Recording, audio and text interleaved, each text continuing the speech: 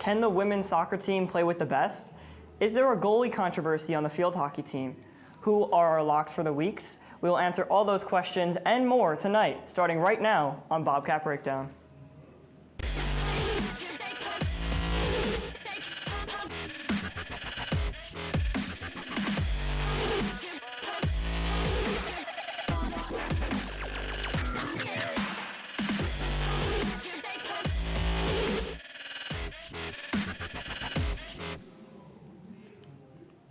Hello and welcome to Bobcat Breakdown. I'm your host, Joe LoGrippo. With me are two very experienced analysts, Liz Flynn and Mike Dalton. How are we doing tonight?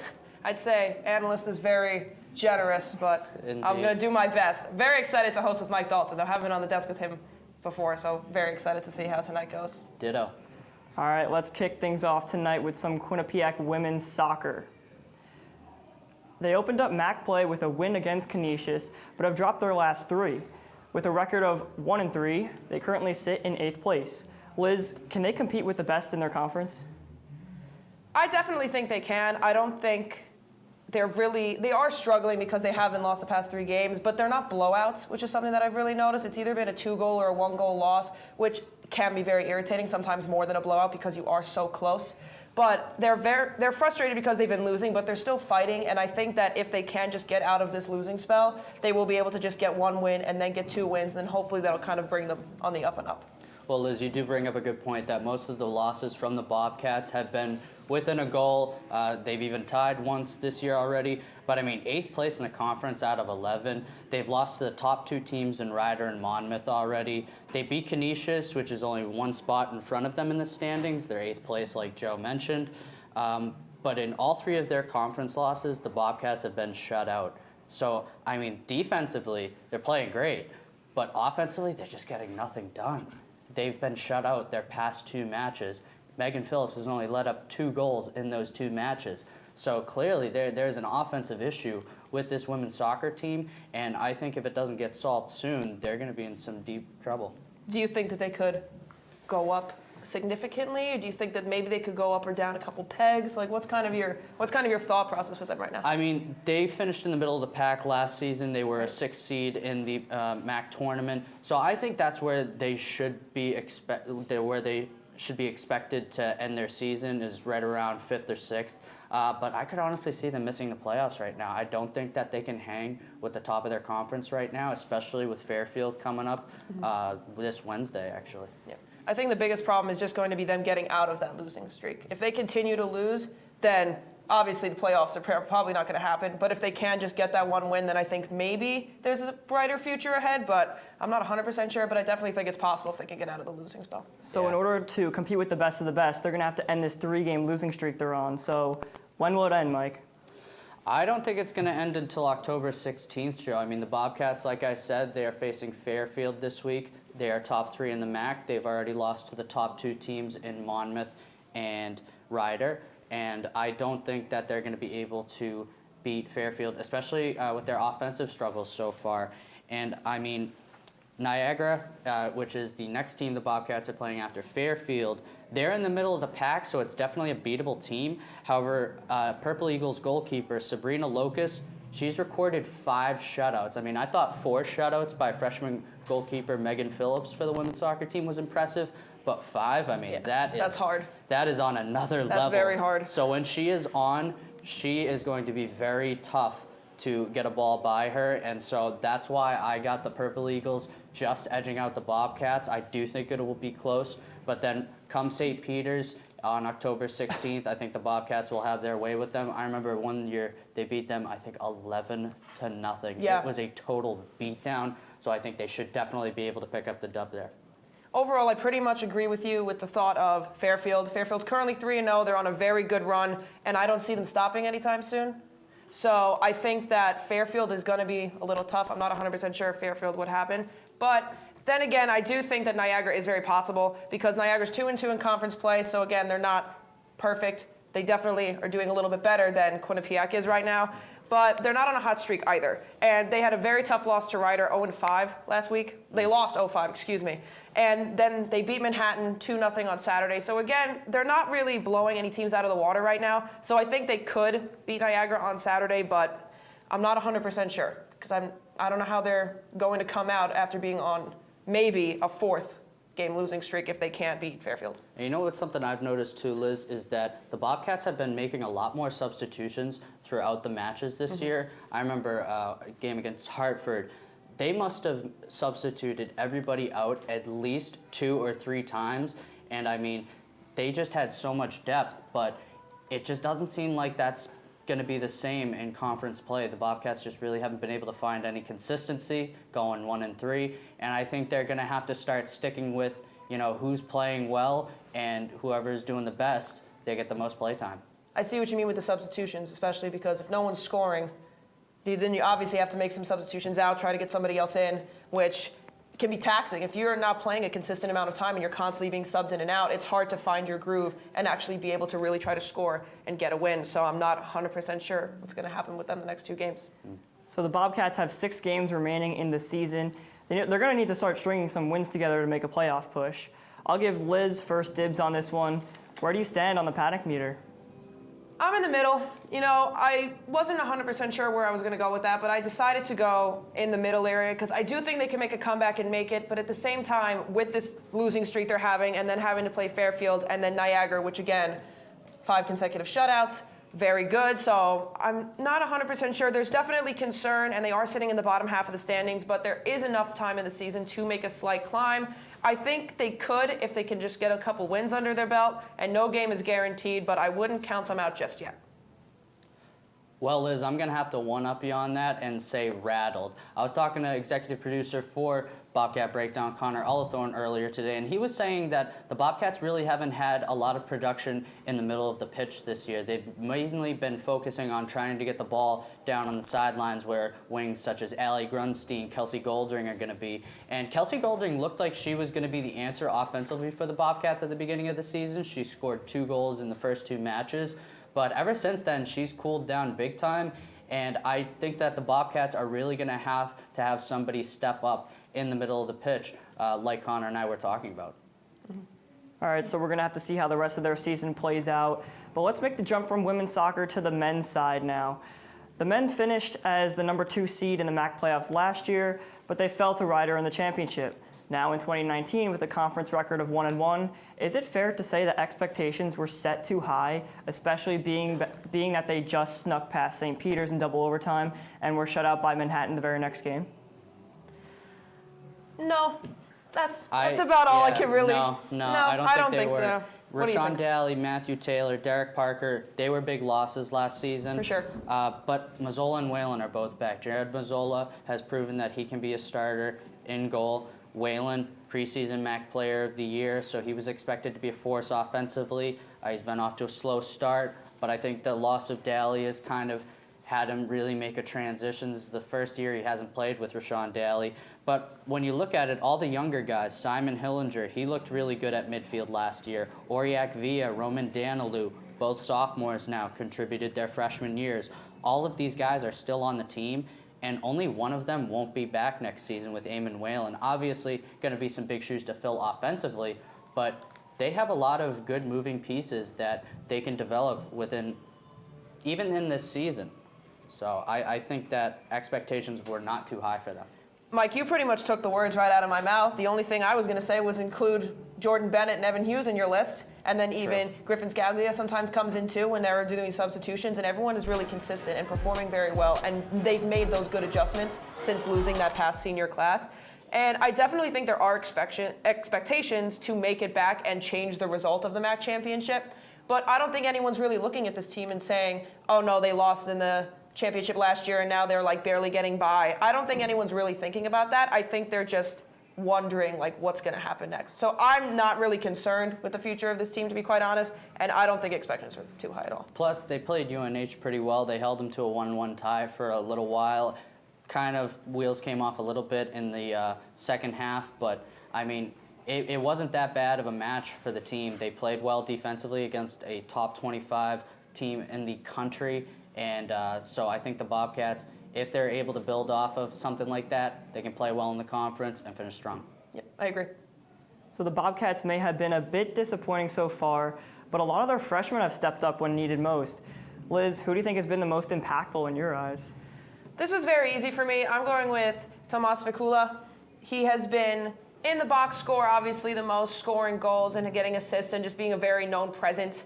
But even just like taking away the box score, just watching him on the field is something that has been so fascinating. He's so smart. He knows where he needs to be. He gets open. He's even like, as a forward, he still knows how to be smart defensively. And I think being that well-rounded, especially as a freshman, is something that is very important. And in 22 shots taken, he's gotten 10 on goal, so he is able to get up there and get shots on net. And I just think that he has been pretty stellar so far this season. He really has, Liz, and I had the exact same person, Svekula. He leads the team in points and assists, tied for the team lead in goals with 3. And Eamon Whalen, who I mentioned earlier, was the MAC preseason player of the year. Svekula has more points than Alex Whalen right now. So to have more points than the preseason MAC player of the year, and you're a freshman, that's impressive. That's a good start. It is. Yeah, I agree completely. Yeah. Pretty much nothing else to say. No, I mean, no, he's just been stellar. Very easy. Honestly, he could be MAC Rookie of the Year. I could definitely If he keeps up what he's doing right now, absolutely. Yeah. His double overtime goal against St. Peter's last week may have been one of the most impressive goals I've ever seen so far this season, for sure. Definitely. But right now, we're going to go take a quick break. When we come back, we'll talk about field hockey and everyone's favorite topic, a potential goalie controversy. Don't go anywhere.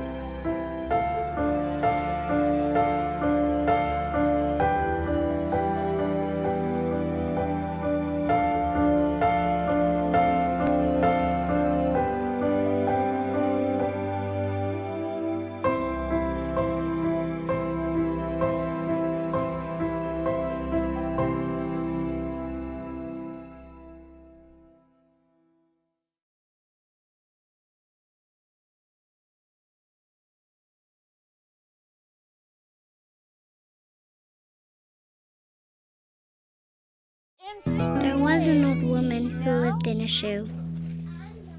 She had so many children, she didn't know what to do.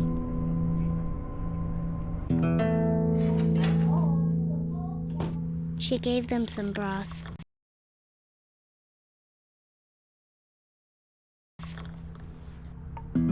Without any bread. And kissed them all soundly. Lights out. Good night. And put them to bed. Hunger is a story we can end. End it at feedingamerica.org. Welcome back to Bobcat Breakdown. It's time to talk some Quinnipiac field hockey. You guys ready? Let's do it. Absolutely, Joe. All right, well, the team has not had a very impressive start to the season. They're 3-8 overall and have been outscored 12-2 in their 3 Big East games. Liz, who needs to step up and get this offense back on track? Well, I kind of went through the roster a little bit and tried to see, like, who am I visually seeing on the field? Who am I seeing in the box score? Who am I seeing all around? And someone that I think could be doing a little more offensively is Amanda Blum. She's a senior. She's been fairly quiet this season so far, and I think that, not to say that she isn't doing well and that you have to be in the box score every game to mean that you're performing well, but I think it definitely helps, especially when your team is having a little bit of a tough time. In 2018, she played in 17 games. She had 5 goals and 3 assists, and 3 of her goals came in the last 2 games, which gave her the last honorable mention for the conference, and that is very good, especially like she was only a junior at that time, so she really was able to help her team out. But right now, I just think she's a little quiet, and I think that she's definitely someone that could kind of help out this team a lot in the front lines.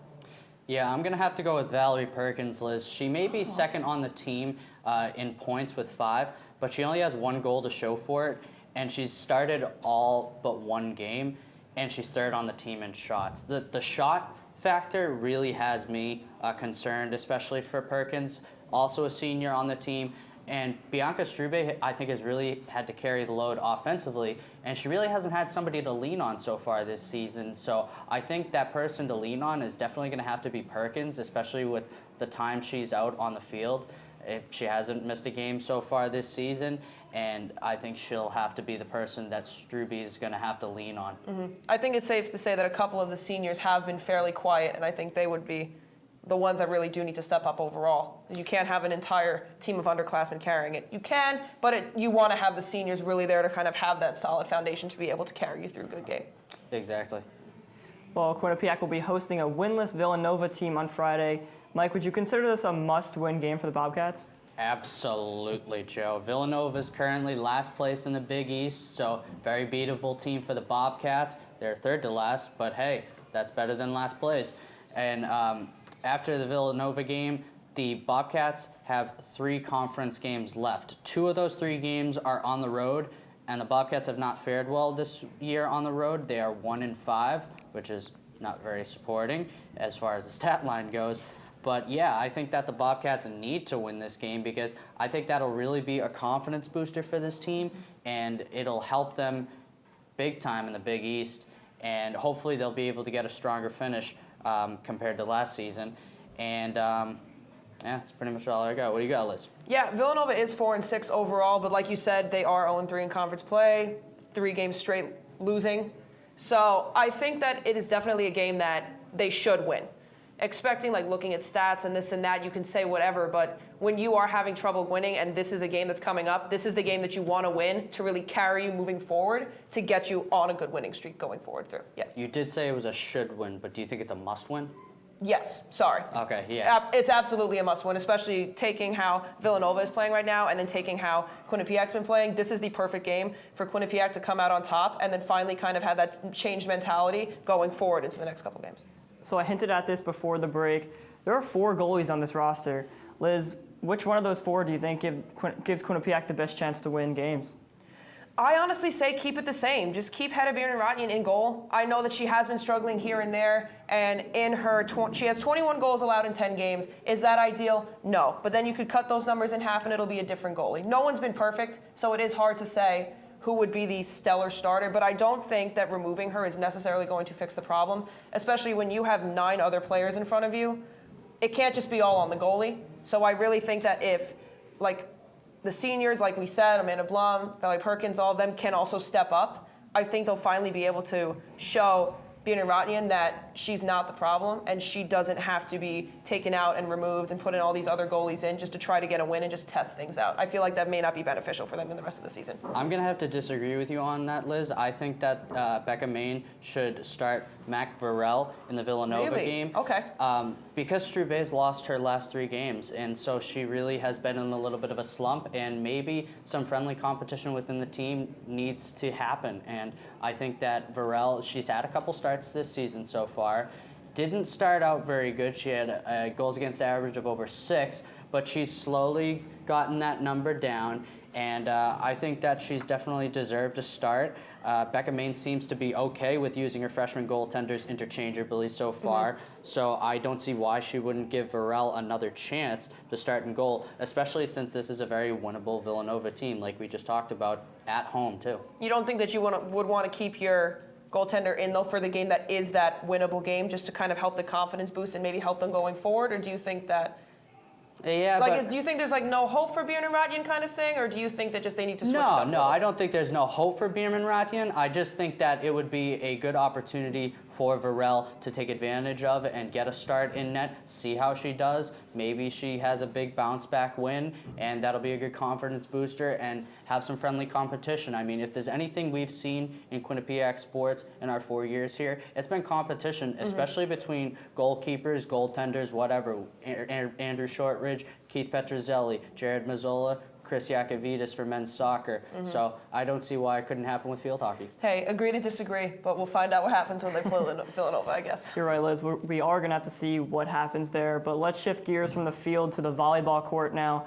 We see it in sports every year, teams fighting for home field advantage in the playoffs, well, home court in this case. How much is playing at home linked to the success of this team moving forward, especially being that they are 1-4 on the road? Mike?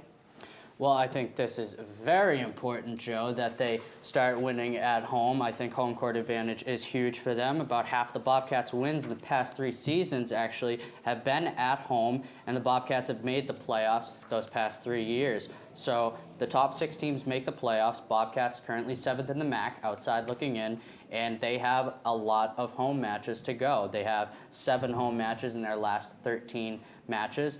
And last year, Bobcats, they beat Fairfield in 5 sets for the first time in program history at home. So I think that the Bobcats can certainly do that again this year, maybe steal a game from Fairfield, maybe even Niagara. They beat Niagara at home last year as well for the first time in program history. So they can definitely capitalize on home court advantage. Obviously, the Manhattan game going to 5 sets, that was one of the most thrilling volleyball matches I have ever been to, regardless of what team you're rooting for. So tough loss, but hopefully they'll bounce back tomorrow. I did take the other side of it. As much as I agree that winning at home is great because you have your fans and you have this and that, but I don't think that's the only thing you can rely on. If they win every home game from here on out and then lose the rest of their away games, they would end with an 8-10 record, which is great. Obviously not great at the same time. So they did lose that home match against Manhattan, which I agree was a fantastic game. But at the same time, just win. I think that's really all it comes down to. As much as you want to win at home and win in front of your fans and get that energy up, you just need to win overall if you're going to really stay in this league. All right, we've covered field hockey, we've covered volleyball. Now let's head to the rugby pitch.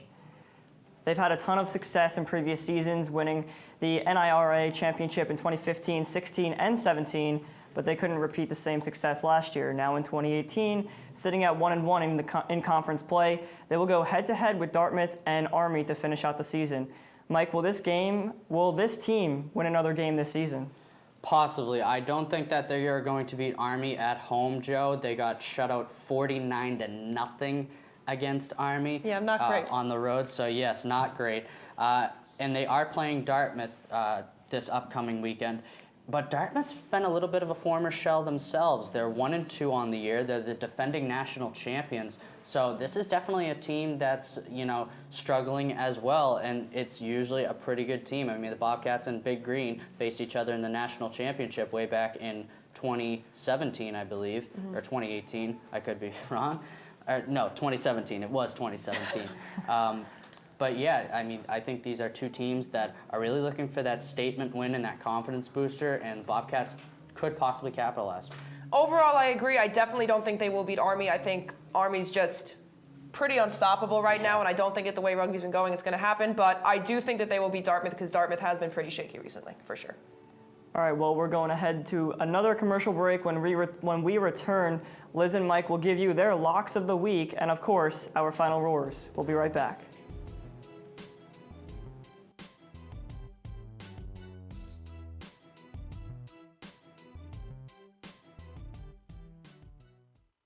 There are amazing things to discover in the forest. Toothless, time to go! What you picking up on, bud? It's a whole hidden world of wonders. And the perfect place to spend time with family. What better place to let your imagination soar? Experience nature and create a memory you can share. Visit discovertheforest.org to find a forest or park near you. There was an old woman who lived in a shoe. She had so many children, she didn't know what to do.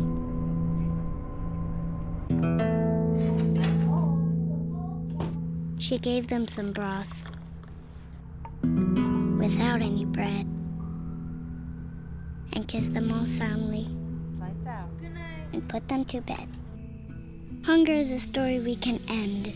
End it at feedingamerica.org. Hey, let's check out this park.